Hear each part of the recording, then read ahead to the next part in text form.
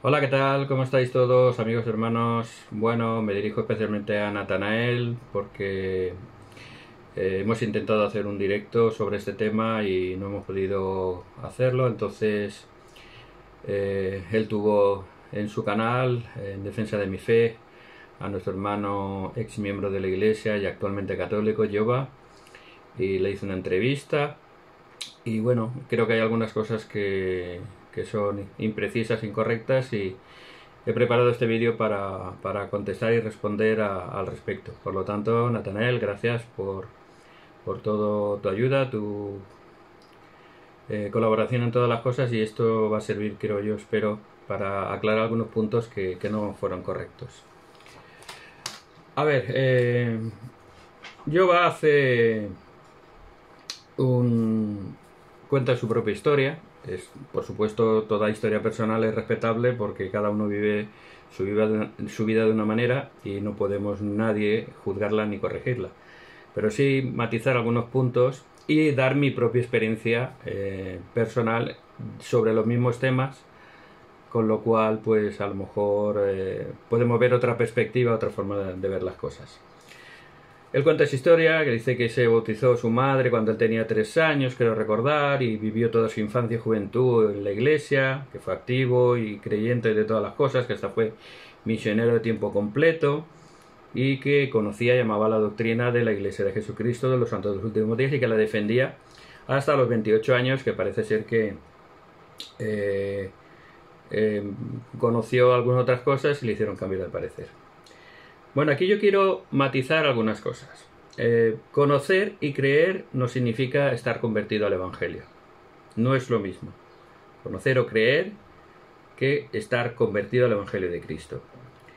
Porque tener un testimonio y ser converso al Evangelio de Cristo significa nacer de nuevo.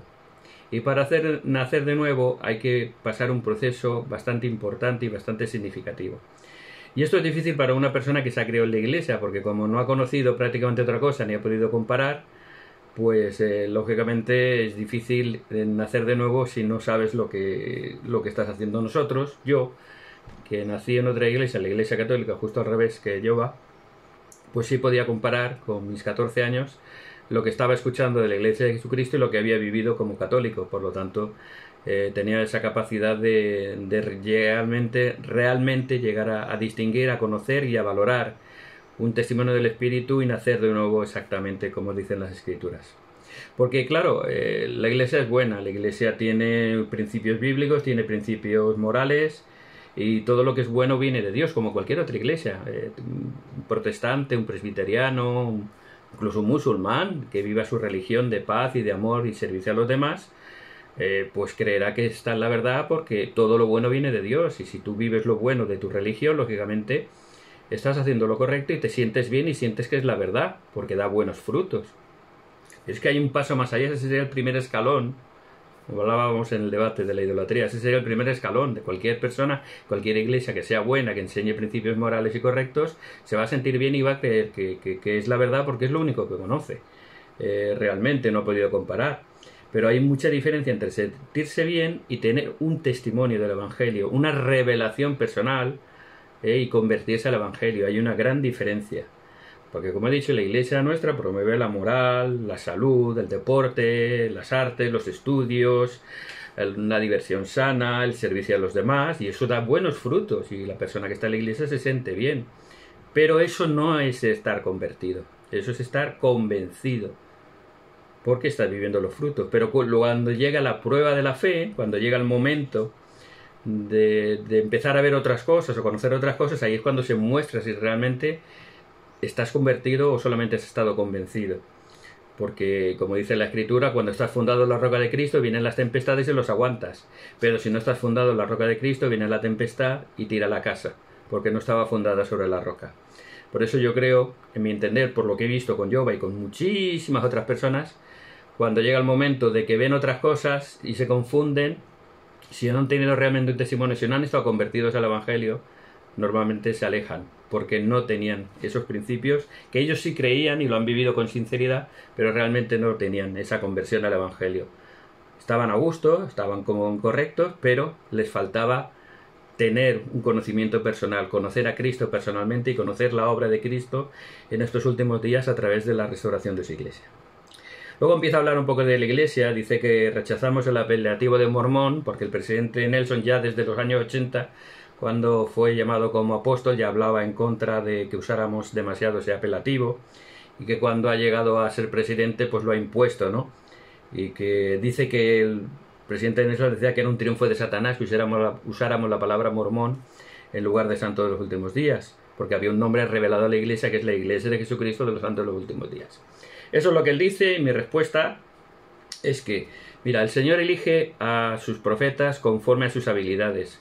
El Señor sabe a cada persona en cada momento dónde va a estar y lo que puede aportar a la iglesia. De hecho, la iglesia se enriquece con las aportaciones de cada persona basadas, lógicamente, en la revelación de Dios y con la aprobación de Dios.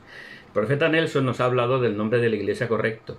¿Por qué? Porque mormón, que se ha extendido popularmente y no rechazamos, no nos avergüenza ni ningún triunfo de Satanás, no sé dónde está esa cita, me gustaría que yo me dijera la cita exacta donde dice eso, que yo no la he leído ni la he escuchado nunca. El uso de la palabra mormón en exceso pues hace que la gente piense, pues los mormones, qué gente más rara, qué secta será esa, qué grupo más extraño. No, somos la iglesia de Jesucristo. Eso es lo más importante. Entonces, por eso hacemos hincapié en que se nos llame por nuestro nombre, la iglesia de Jesucristo, de los santos de los últimos días, para evitar confusiones y para que sepan realmente en qué estaba basada la iglesia. Pero el presidente Nelson ha añadido más cosas, no solo esto. Él ha añadido que tenemos que ser autosuficientes, que tenemos que tener un testimonio personal, una relación personal con Cristo. También nos ha insistido en que el evangelio se viva en la familia, en el hogar más que en la iglesia. Hasta él redujo, cuando entró a ser presidente de la iglesia, redujo 1 hora el horario de las reuniones en la iglesia. Antes íbamos 3 horas por la mañana los domingos, o por la tarde, pero normalmente por la mañana, y ahora solo vamos 2 horas. Con lo cual, el presidente ha aportado muchas de sus características, sus cualidades, que bajo revelación del Señor se implementan en la iglesia y hacen que la iglesia siempre esté actualizada, esté dentro de las mismas normas y los mismos principios, pero que esté un poco más al día, ¿no? De hecho, el nombre bíblico de la iglesia, si cogemos la Biblia, el nombre de la iglesia más correcto es el nuestro.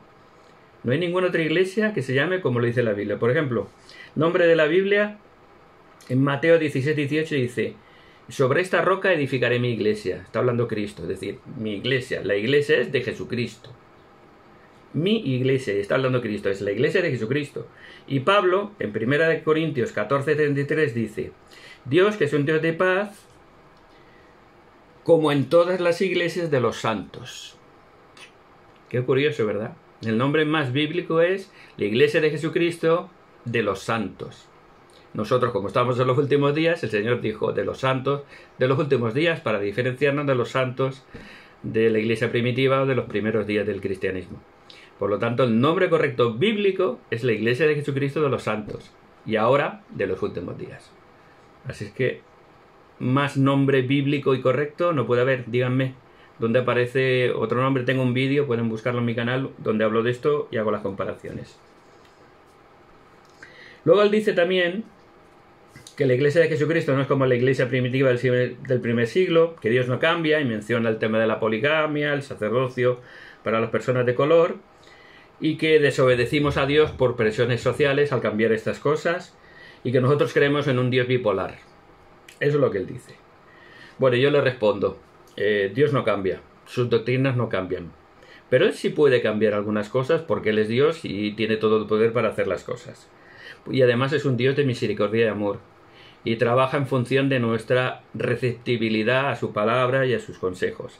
Por ejemplo, Jonás se le manda a predicar a Nínive la destrucción de Nínive, pero Jonás predica y Nínive se arrepiente, ¿y qué hace Dios? Perdonó a Nínive. O sea, cambió de opinión. ¿Por qué? Porque la gente se arrepintió y Dios no quiere la destrucción, es un Dios de amor y de misericordia, precisamente. O otro ejemplo, el rey Ezequías, en Segunda de Reyes, capítulo 20, pueden ver la historia. El Señor manda al profeta Isaías a que le diga al rey Ezequías: prepárate, arregla tus cosas que vas a morir.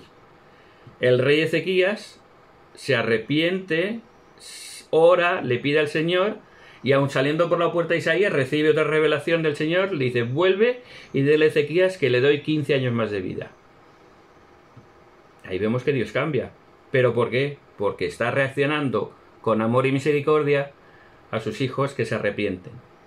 Así es que no digamos que Dios no cambia, porque no cambia de doctrina ni de forma de ser, pero sí cambia cuando nosotros cambiamos y aceptamos su palabra. Por lo tanto, en la historia vamos a ver muchos cambios del Señor, porque es un amor y una misericordia para nosotros. Y eso pues pasó con la poligamia. La poligamia se vivió aproximadamente entre 1840 y 1890, se recibió por revelación y se retiró por revelación, no por presión social. Y el sacerdocio igual, la restricción del sacerdocio empezó en 1853 y terminó en 1978. Y no fue por presión social. Si fuera por presión social, se hubiera quitado los años 60, que es cuando los derechos civiles estaban más de moda y más presión había en contra del racismo en esa época. Por lo tanto, el Señor lo dio por revelación y lo quitó por revelación. La Iglesia en eso nunca fue racista. Aquí tengo, por ejemplo, tengo muchos artículos en mi blog. Pueden ver un artículo, no sé si se puede ver ahí, un artículo sobre el racismo, y aquí cuenta la historia pueden buscarlo en mi blog, o si no se lo digo yo. Se llama Paul Cephas Howell. Paul Cephas Howell nació como esclavo en Luisiana en 1855, mudándose a Salt Lake en 1874. No se sabe si ya era miembro de la iglesia al llegar o se bautizó después. Él llegó a ser el primer oficial de policía negro y posteriormente detective de policía, y probablemente parece ser que fue el primer detective afroamericano de la historia de los Estados Unidos. Durante la dedicación del templo de Salt Lake en 1893 estuvo de guardia en la puerta principal. Y tuvo un hijo que también fue policía en la década de 1970. Por lo tanto, no creo que ninguna iglesia que fuera racista permitiría que el jefe de policía y detective de la ciudad más importante fuera una persona de color. O sea que hay muchos ejemplos. Luego hay otro ejemplo, también hay otro artículo del presidente de la Asociación Nacional de Defensa de los Derechos de los Afroamericanos, que elogia a los santos de los últimos días. Además del final del siglo XIX y principios del siglo XX. Elogia a los santos de los últimos días como defensores de los derechos civiles, y los compara incluso las persecuciones a los santos con las persecuciones a los negros. O sea que hay muchas más cosas que no examinamos y que es muy fácil criticar y hablar sin saber.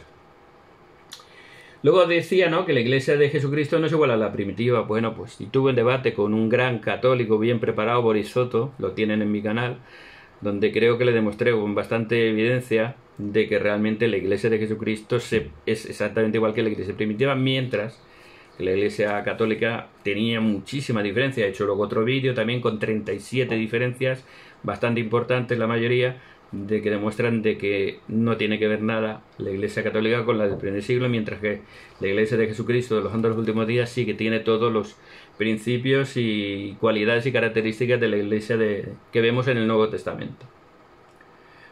Y luego habla de que nosotros tenemos un Dios bipolar. Bueno, pues aquí es interesante porque en el minuto 31 del vídeo, que le voy a dejar aquí, el vídeo original de Yoba con Natanael en su canal, en el minuto 31, aparte de contar su historia, le hacen preguntas y le hacen una pregunta. Le hacen una pregunta interesante. Dice, hay una declaración católica que dice que no hay salvación fuera de la Iglesia católica. Y le preguntan, ¿esto es verdad? Y Yoba no dice ni que sí ni que no, solo dice, se remite al Concilio Vaticano II. Dice, no, eso vaya usted al Concilio Vaticano II y lo averiguará. Yo se lo voy a explicar, porque él no quiso explicarlo, no quiso mojarse, porque acababa de acusarnos de bipolar, cuando él estaba haciendo lo mismo. Es un ejercicio, con perdón, de hipocresía descarada, ¿no? Mire, la frase fuera de la Iglesia Católica no hay salvación procede del siglo III de Cipriano de Cartago. Lo han dicho muchos papas y muchos líderes. El Papa Pío XI, por ejemplo, lo reiteró en 1863. Y hasta el Concilio Vaticano II, que fue en los principios de 1960, creo que fue del 62 al 64 por ahí, en el Concilio Vaticano II se cambió esa doctrina. Se dejó de creer de que fuera de la Iglesia Católica no había salvación, que era el único sitio, y se abrió un poco más al ecumenismo y se abrió un poquito más a quitar todas esas cosas tan tajantes que tenía la Iglesia durante siglos.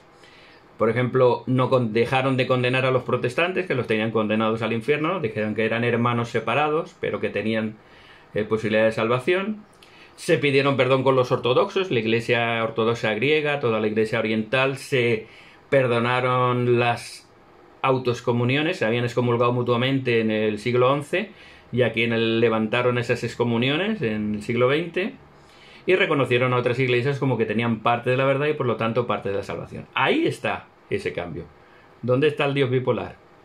No, precisamente si vas a catholic.net, que es una revista oficial católica, hay un artículo que se llama ¿Hay salvación fuera de la iglesia? Y entonces comentan, pueden verlo entero, dicen, no es lo mismo un cambio que un desarrollo. Es decir, está diciendo, no es que hayamos cambiado de opinión, es que se ha desarrollado esa opinión. Porque dice que hay una comprensión progresiva del Evangelio, y en eso estamos de acuerdo. No sabemos todas las cosas, cada día podemos aprender algo nuevo. Mientras que no se cambien los principios básicos, todo lo que se pueda desarrollar para mejorar lo que estamos haciendo, bendito sea, ¿no? Entonces, estás criticando lo que tu propia iglesia estás haciendo, Jehová. Sé un poco consecuente, no me seas hipócrita. Te lo digo con todo el cariño. No apliques la ley del embudo. Lo ancho para mí y lo estrecho para ti. No, seamos equitativos e igualitarios. No acuses de una cosa que lo haces tú y lo hace cualquiera, porque se puede cambiar sin romper los principios, se puede progresar. De hecho, el profeta, creo que Nelson, actual, decía que la restauración de la Iglesia no ha terminado, que seguimos avanzando con revelaciones modernas y cambiando cosas, siempre sin cambiar los principios. Lo que no pueden cambiar son los principios. Lo que no podemos aceptar ahora es el aborto, la homosexualidad, o el asesinato, o la prostitución como algo de Dios. Pero sí podemos pasar de 3 horas de reuniones a 2 horas, o podemos pasar de vivir una ley menor a dejarla de vivir, como fue la poligamia, que es una anécdota al fin y al cabo.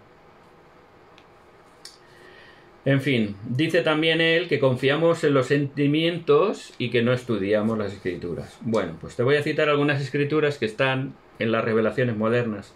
En Doctrinas y Convenios 88-118 dice, buscad sabiduría en los mejores libros, buscad conocimiento tanto por el estudio como por la fe. Eso está revelado desde el principio de la restauración de la Iglesia. Y en Doctrinas y Convenios 93-36, la gloria de Dios es la inteligencia, o en otras palabras, luz y verdad. Somos gente muy estudiosa. Hay muchos que no les gusta leer y no estudian, pero mucha gente en la Iglesia somos muy estudiosos. Hay gente que es muchísimo más estudiosa que yo. Y nos gusta conocer, tanto por el estudio como por la fe. Pero los sentimientos no es revelación. Sentir una cosa no es recibir una revelación. Nos sentimos bien porque todo lo bueno viene de Dios y nos hace sentir bien. Y como decía, la Iglesia es buena, es libre, es viva, excelente, pero eso no es revelación. Eso no es revelación. ¿Qué es la revelación? Vamos a ver un poquito lo que significa nacer de nuevo, lo que significa tener un conocimiento del Evangelio por revelación personal y lo que es convertirse al Evangelio y no solamente sentirse bien con estar en el Evangelio. Primera de Juan 2.27 dice, el Espíritu Santo nos enseña. No necesitamos que ninguna persona nos enseñe. Es el Espíritu Santo el que nos enseña.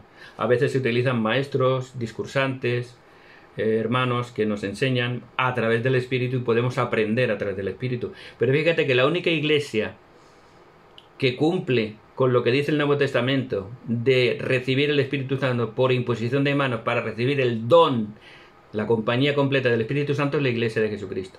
Ninguna otra iglesia impone las manos para conceder el don del Espíritu Santo excepto la nuestra.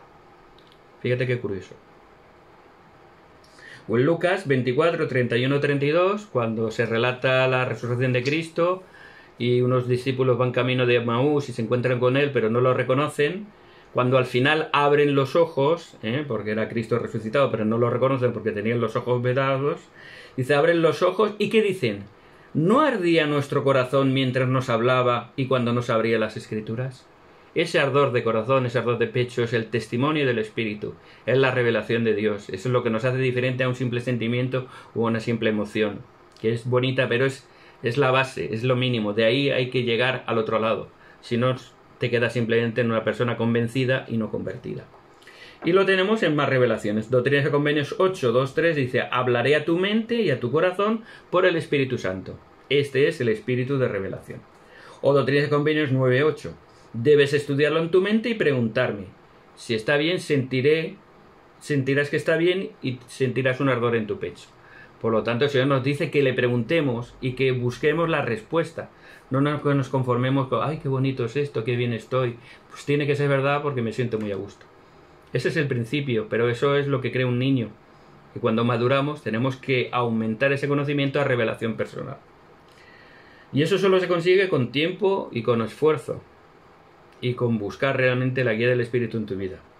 Como decía Pablo, a mí me encanta el capítulo 2 de la primera epístola a los Corintios, lo dice muy bien, solo voy a leer 2 versículos. Dice, ni mi palabra ni mi predicación fueron con palabras persuasivas de humana sabiduría, sino con demostración del Espíritu y del poder, para que vuestra fe no esté fundada en la sabiduría de los hombres, sino en el poder de Dios. Esa es la clave. Esa es la clave. Esa es la verdadera revelación y el verdadero conocimiento de Dios. No un simple sentimiento, que es algo infantil, muy bonito, pero que si te quedas en ello, cuando vienen los problemas, las dificultades o las dudas, se acaba todo. ¿Por qué? Porque no tienes un conocimiento personal, realmente no has nacido de nuevo, nunca te convertiste al Evangelio. Aunque hayas estado 20, 30, 40 años. Hay gente que está toda su vida y jamás se ha convertido al Evangelio, por desgracia. Dice que entró entonces, a partir de los 28 años, entró un grupo de ex-mormones para corregirlos, con toda la buena intención, lógicamente, como mucho, pero que encontró cosas que no podía responder, empezaron sus dudas, buscó información, decía que la iglesia ocultaba información, y que entonces aprendió mucho de los ex-mormones.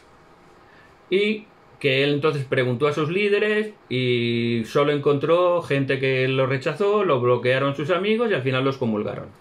Bueno, voy a responder con todo esto, sin dudar de su relato. Yo también he entrado en esos grupos, y por suerte o por desgracia he podido responder a todo, y aquí voy a ser completamente inmodesto. No ha habido ninguna pregunta en grupos de mormones que yo no haya podido responder. Todas se las he respondido. De hecho, los he callado. Los he refutado y se han tenido que callar y comerse sus palabras. Así es que no me digas que no hay respuestas, porque yo las he dado todas. Y yo soy nada. Yo soy un pequeño miembro de la iglesia. Y he podido responder todos. De hecho, me llamaban troll porque entraba en sus grupos y todo lo que decían yo se lo tiraba por tierra, se lo refutaba. Me decían, eres un troll, y hasta me bloqueaban y me tiraban. Porque no podían aguantar la verdad. No podían aguantar que yo muchas cosas ni las sabía, las investigaba. Decían, pues esto pasaba así. Y yo digo, bueno, pues no lo sé, voy a investigar. Investigaba, ¡pum! Y encontraba que era todo mentira. O una exageración, o fuera de contexto. Es lo que utilizan. O medias verdades, o exageraciones, o cosas fuera de contexto. Por lo tanto, no me hables de que no pudiste responder, pues bueno, porque no tenías conocimiento, lo siento. Es así de claro. Y no tenías un testimonio de que era la verdad, porque cuando uno tiene un testimonio de lo que es la verdad, no te importa si la abuela de José Miguel fumaba en pipa o si Brigham Young iba en bicicleta. Son cosas que no tienen ningún sentido comparado con el testimonio personal de que Cristo es mi Salvador y que Él ha restaurado su iglesia en nuestros últimos días, a través de un profeta moderno, imperfecto, con muchos errores, pero un hombre llamado por Dios, tan imperfecto como Pedro, como Juan o como Moisés lo fue en su día, pero llamados por Dios y apoyados por Dios en su llamamiento.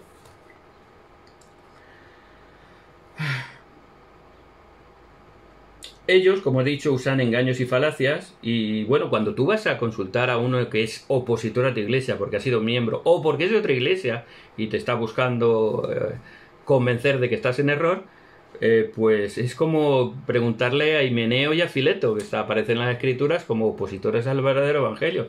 Eran miembros de la iglesia, pero querían destacar y querían manejar ellos. Y entonces imagínate que tú estás en el siglo I y estás hablando con Himeneo, y Himeneo o Fileto te dicen, pues tú sabes que Pedro negó a Cristo 3 veces. ¿Tú sabías eso? Es que lo negó 3 veces. ¿Cómo vas a apoyar a Pedro? ¿Cómo va a ser Pedro un apóstol del Señor? ¿Y qué dirías en aquella época? Pues sí, es verdad, Pedro falló. Pero eso no lo desacreditó. Él se arrepintió y el Señor lo perdonó. Y Pedro era imperfecto, pero Pedro era prácticamente, no vamos a entrar ahí, pero era cabeza de la iglesia. Era los de los principales, Pedro, Santiago y Juan, las 3 columnas de la iglesia, los 3 apóstoles principales. O cuando Pedro es reprendido por Pablo porque con los judíos se comportaba de una manera y con los gentiles de otro, y lo acusó de hipocresía. ¡Ay, cómo era Pedro! Pedro, el apóstol caído. No, somos imperfectos, pero eso no nos quita de nuestro llamamiento. Si el Señor nos llama a un sitio, nos acepta como somos, con nuestras virtudes y nuestros defectos, y todos tenemos muchos. De hecho, una vez me acuerdo que me desafiaron en un grupo de estos de mormones y me enseñaron una parte de un discurso de Brigham Young. Lo tengo aquí porque, mira, me lo preparé en su día. Fíjense todo lo que hice, el análisis que hice. Porque claro, yo me decía, mira, aquí Brigham Young, en el discurso de Brigham Young, en la página tal, habla de que los negros son malditos y que por eso deben de ser esclavos. Y claro, lo ves así, está ahí. Tú coges la página tal del libro tal y dices, aquí habla Brigham Young y está hablando esto. Pero entonces yo hice el análisis, hice el trabajo, hice mi trabajo. Mucha gente no, dice, Brigham Young dijo eso, esta iglesia no es verdadera, ¡ay, por favor, ya no creo! ¡Oh, por favor! ¿Dónde me he metido? ¿En qué secta estoy? Y se van. Y se van.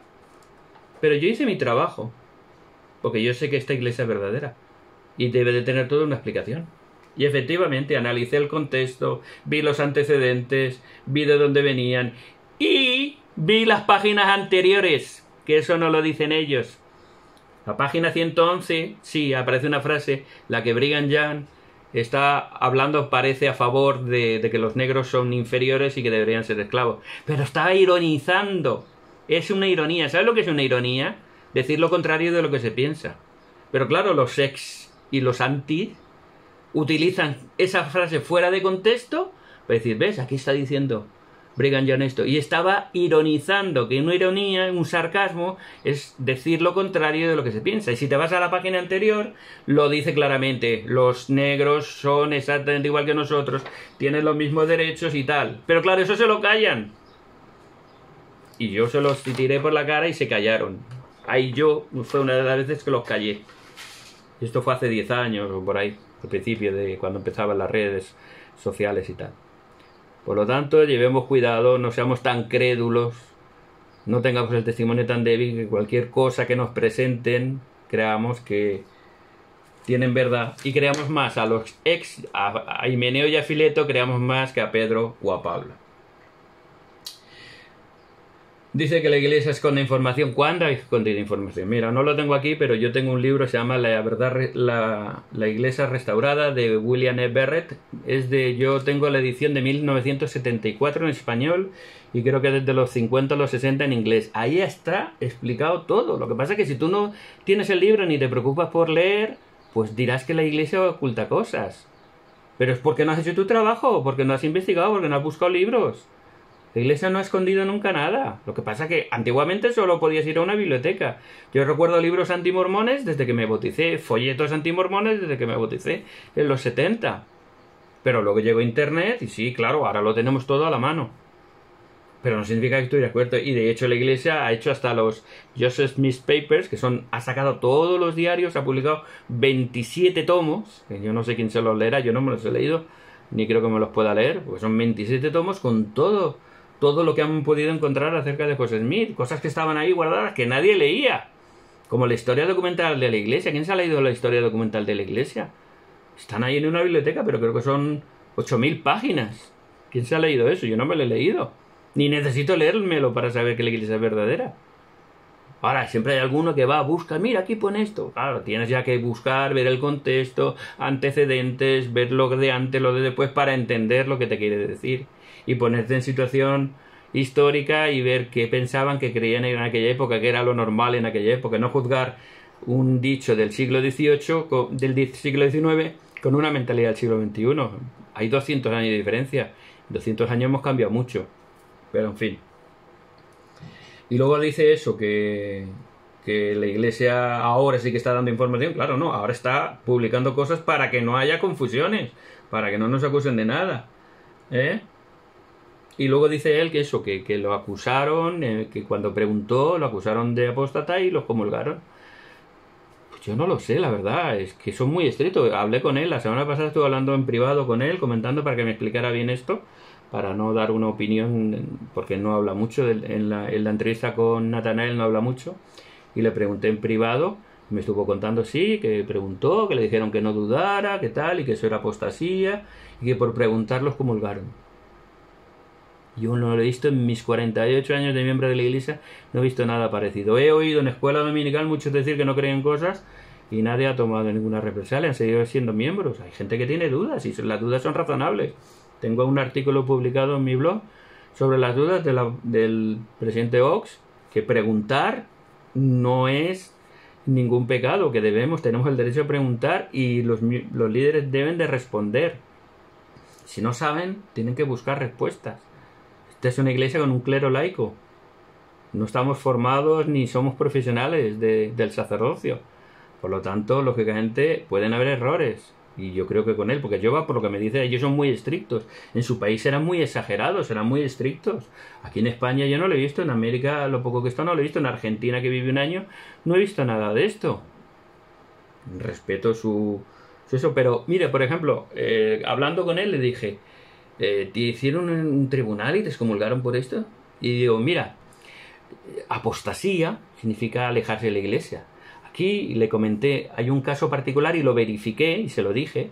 Hay un caso particular muy cercano a mi conocimiento, a mi barrio, de hecho está aquí en mi congregación.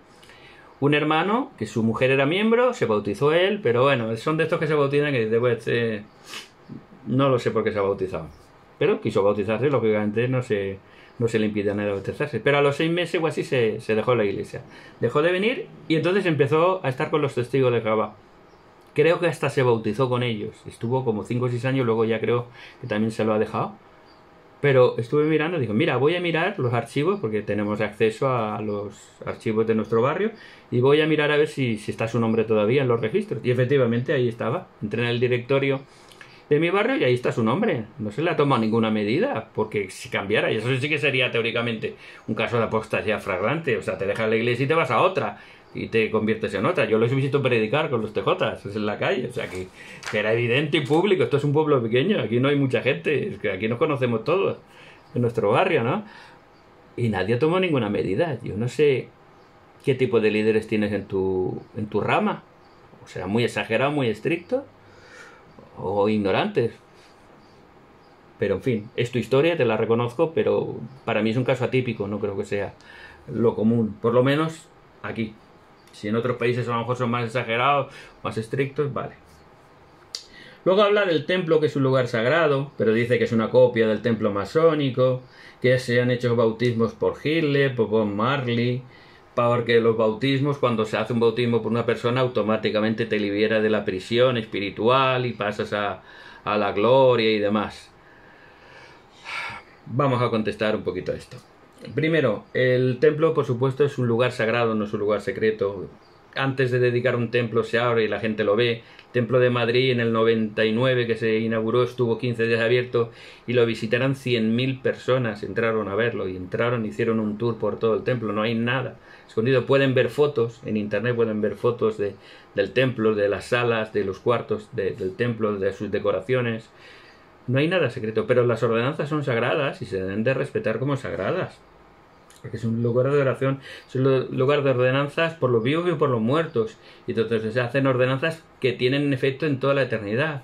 Matrimonios eternos, sellamientos de padres a hijos, bautismos por los muertos. Es un lugar muy especial, por lo tanto, es un lugar de convenio donde elevamos nuestra espiritualidad y no tiene nada que ver con la masonería. Ustedes pueden poner fotos, y si son miembros han ido al templo y saben cómo es un templo, entren y vean cómo es un templo de los santos los últimos días y miren cómo es un templo masónico. Esta es una sala masónica, un templo masónico. Ni el suelo, ni las paredes, ni la distribución, ni las rituales que se hacen en la masonería. Pueden poner rituales masónicos. Viene una persona, lo atan, le vendan los ojos, le suben un camal de la rodilla o no sé qué, y lo llevan y lo presentan y lo inician, y hay un 33 grados de iniciación para ir progresando. No tiene nada que ver con las iniciatorias, la investidura del templo. Son personales para nosotros una sola vez, en 2 horas has hecho todas tus ordenanzas, no tienes que subir 33 grados. Y la siguiente vez que entras al templo, entras siempre a favor de alguien que ha fallecido. Por lo tanto, creo que no hay nada que ver exactamente ni en la forma, ni en la ritual. Solamente pueden haber similitudes en algunos símbolos, ¿sí? Porque precisamente la masonería viene del cristianismo. La masonería nace del Templo de Jerusalén, de los constructores del Templo de Jerusalén. Se supone que es el origen de la masonería y es un origen cristiano. Entonces tiene símbolos que pueden ser similares a los del templo, pero ni en las ordenanzas, ni en la estructura, ni en la forma, ni en los ritos tienen nada que ver con la masonería. Tengo un vídeo que lo explico más ampliamente, pueden entrar y verlo. En cuanto a los bautismos, actualmente nadie se puede bautizar salvo que sea un familiar suyo. ¿Qué pasaba antiguamente?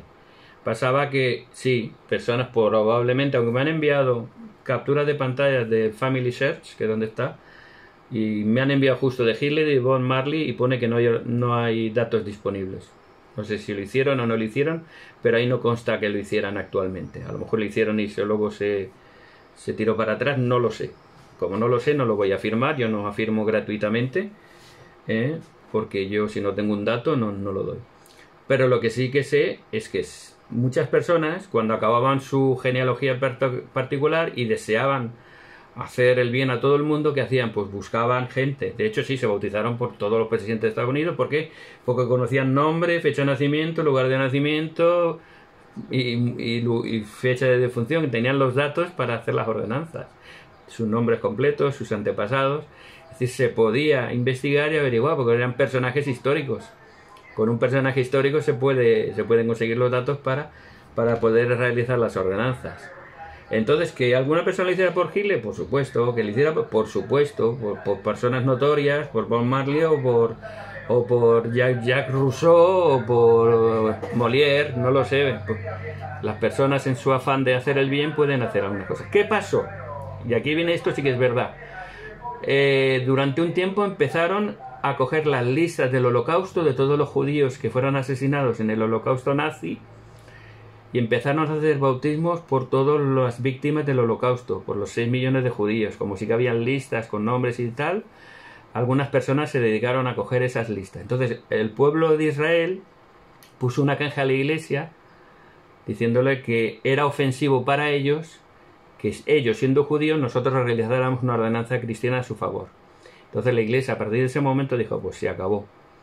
No queremos ofender a nadie, aunque hacer un acto de bondad por una persona para mí no es ofensa, pero si ellos se sienten ofendidos, pues no se puede realizar ninguna ordenanza salvo que sea un familiar tuyo. Y a partir de hace, creo que fueron unos 20 años para acá, no se puede hacer ninguna ordenanza si no es un familiar tuyo. O sea, tú no puedes coger, no sé, a tu vecino, por ejemplo, que lo conoces y sabes sus datos, aunque él te lo pida. Si quiere hacerlo, tiene que darte una autorización por escrito.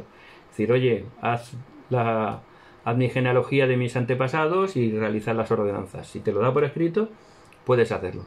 Pero si no, no puedes hacerlo. ¿Por qué? Porque no queremos ofender a nadie. Se hacía por bondad, por misericordia, por amor, pero si la gente se ofende, pues se deja de hacer y ya está. Esa es la historia de que puede estar metido Hitler, Bob Marley y los presidentes de América y cualquier otro personaje histórico de notoriedad. Y luego dice que, claro, que Hitler automáticamente, si se fue bautizado por él, salió de la prisión espiritual. Eso no, ¿dónde lo has leído? Dame la cita. Dame la cita donde pone que cuando haces un bautismo sales de la prisión espiritual. Si has sido un malvado, sigues allí aunque se bauticen 100 veces por ti. Eso no lo dice en ningún sitio. Bautismo es una puerta. Pero hay un juicio previo antes del juicio final. Y las personas que van al paraíso o a la cárcel espiritual es por sus obras en la carne. Si has sido un malvado, aunque te bautices 100 veces, no te va a servir de mucho. De hecho, se hace, primero porque no conocemos a la gente, ni sabemos el corazón, ni sabemos si están arrepentidos, ni sabemos las circunstancias de su maldad en la tierra. Solo Dios lo sabe. Por lo tanto, nosotros hacemos las ordenanzas por todos, pero eso no significa que automáticamente, mágicamente, les dé la salvación. Eso es algo personal de ellos con Dios. Nosotros solo hacemos nuestra parte. Luego dice que prohibimos leer otra literatura. Y que en octubre del 23 en la conferencia dijo no crean a cualquiera. Y que vivimos en una burbuja.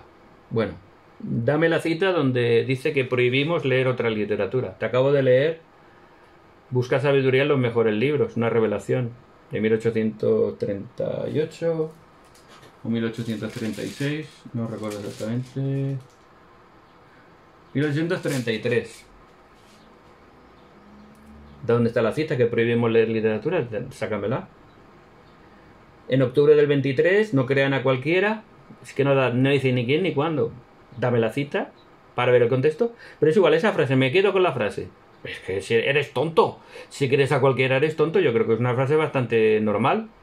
No creas a cualquiera que te cuente nada. Al primero que te cuente algo, verifícalo, a ver si es verdad o no. ¿Quién lo dice y por qué lo dice?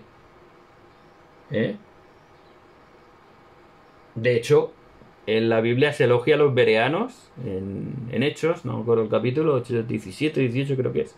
Se elogia a los bereanos, que dice que eran mejores los bereanos porque cuando Pablo les predicaba comprobaban con las escrituras si lo que les decía era verdad, no solo creían a la primera.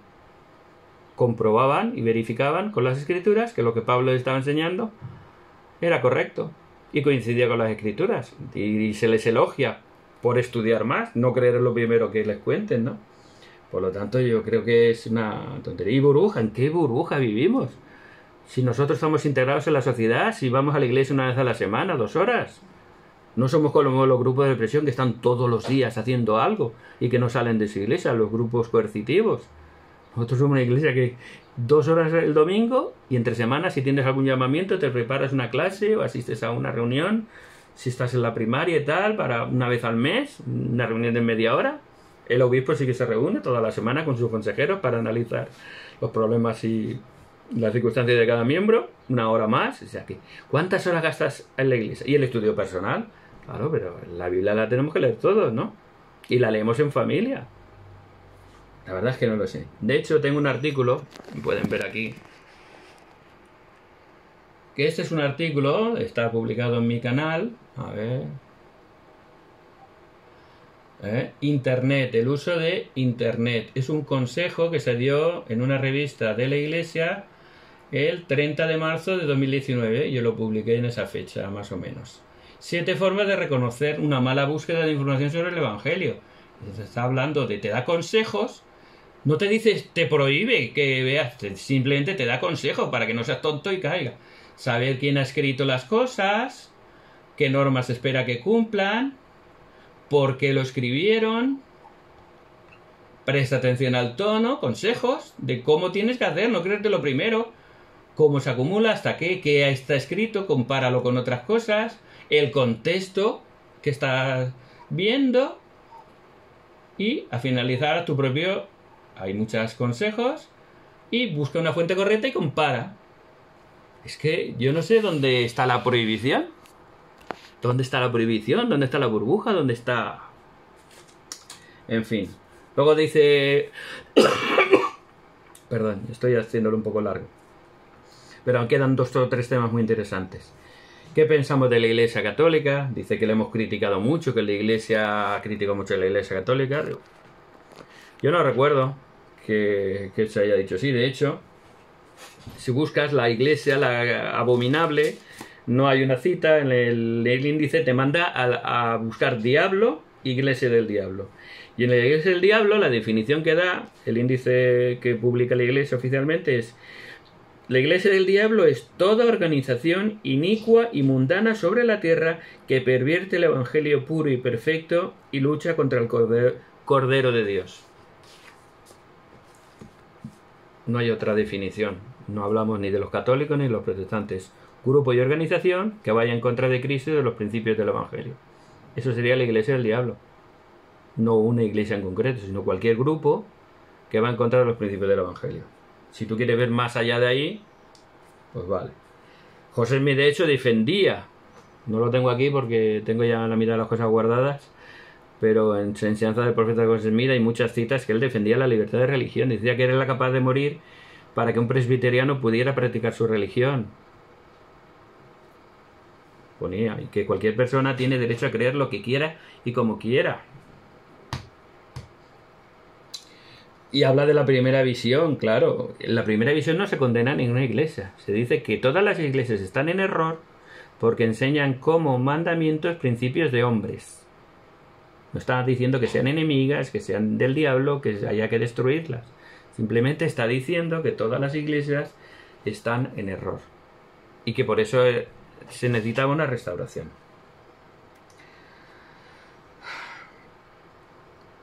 Y por supuesto que cada uno queremos estar en la verdad. Cada uno cree que su iglesia es la verdadera, cada uno cree que se ha criado en la iglesia verdadera. Y que ahora dice que estamos más abiertos. No siempre hemos estado abiertos, hemos recibido a todas las autoridades. De hecho, aquí lo tienen, la foto del profeta Nelson con el Papa Francisco, cuando fueron a dedicar el templo de Roma. El profeta, no sé si pidió una audiencia o se lo ofreció el Papa, no lo sé, pero fue recibido en el Vaticano y conversaron y tuvo una audiencia con él, le regaló una estatua de esta de Christus, de esta, como la mía, como esta de aquí, una réplica de estas, supongo que en mármol, más bonita supongo que la mía, más un poquito más bonita sería, supongo que esta es baratita, pero nos llevamos bien con cualquier persona, con cualquier iglesia, y amamos a todo el mundo y no juzgamos ni condenamos a nadie. Luego le preguntó Natanael si pensaba que nuestros líderes, los apóstoles de la iglesia, realmente creían que teníamos la verdad o simplemente estaban allí por interés y eran conscientes de que estaban engañando a las personas, ¿no? Aquí Yoba fue bastante cauto, pero sí que insinuó, y claro, eso se nota, insinuó de que estaban por dinero. Insinuó de que los líderes de la iglesia enseñaban lo que enseñaban porque ganaban un buen dinero. Y dijo que la evidencia estaba ahí, porque una vez se filtró, parece ser, no es seguro, pero se filtró una nómina de uno de los apóstoles, y con esa nómina calcularon que la iglesia le pagaba $120.000 al año a ese apóstol. ¿Vale? Vamos a tomar como bueno que esto es así, ¿vale? Primero, el sueldo de la iglesia que le paga a los apóstoles es porque dejan su trabajo, abandonan todas sus responsabilidades y se dedican 100% a la iglesia. De hecho, yo creo que hasta los 70 y alguna otra autoridad general probablemente también reciban un sueldo de la iglesia. Eso lo sé yo desde que me bauticé. Le llamaban estipendio en aquella época. Eso nunca ha estado oculto. Lo que sí que se dice es que no lo cobran de los diezmos de la iglesia, lo cobran de las empresas. Que la iglesia mantiene algunas empresas, mantiene algunas inversiones y de ahí se les paga a las autoridades generales un salario, un estipendio, porque están dedicados 24 horas al día. Eso lo dice la Biblia. Pablo decía que tenía derecho como apóstol a recibir ayuda, aunque muchas veces él trabajaba para no ser gravoso a la iglesia, pero tenía el derecho. Nosotros tenemos un clero laico. Todas las iglesias tienen sacerdotes, tienen pastores que cobran un sueldo. Yo sé que hay pastores que cobran, me lo han dicho a mí, de 3 a 5 mil dólares al mes. Y en países pobres. No solo en Estados Unidos pueden cobrar mucho más. Estados Unidos seguro que un pastor puede cobrar esos $120.000 al año tranquilamente. Un pastor, pastor de una iglesia normal que tenga 200, 300 miembros, no sé. Probablemente gane eso. Pero ahora vamos a comprobar, vamos a ver dos cosas importantes. Y es, si $120.000, para mí es muchísimo dinero y para cualquier sudamericano, hispanoparlante que me estáis viendo ahora, mexicano, peruano, colombiano, es muchísimo dinero, por supuesto.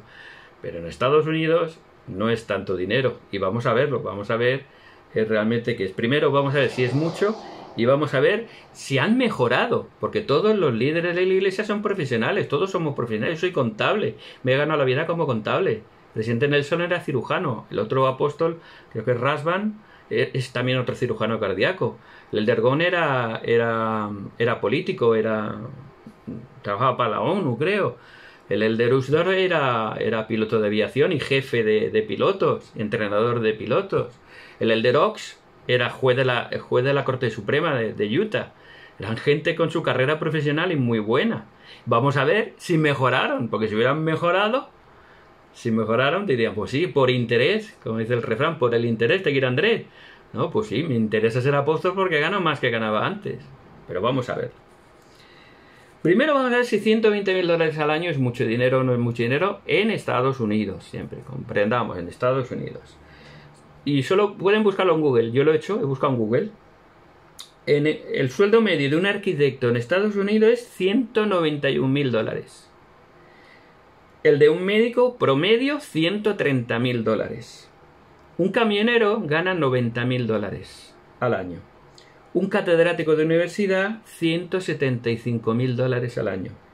un abogado de promedio 150.000 dólares al año. Eso de promedio, que normalmente una persona con un poquito de capacidad pues gana mucho más. Entonces díganme si 120.000 dólares es algo exagerado o desproporcionado o algo por lo que matarías tú. Cuando un abogado o un arquitecto ganan mucho más que eso. En España, de hecho, salió un artículo, pueden buscar El País, cuánto gana un ejecutivo en España, y el promedio en España, no en América, España mucho más pobre que América, los grandes ejecutivos en España ganan un promedio de 600.000 euros al año. 5 veces lo que decíamos aquí.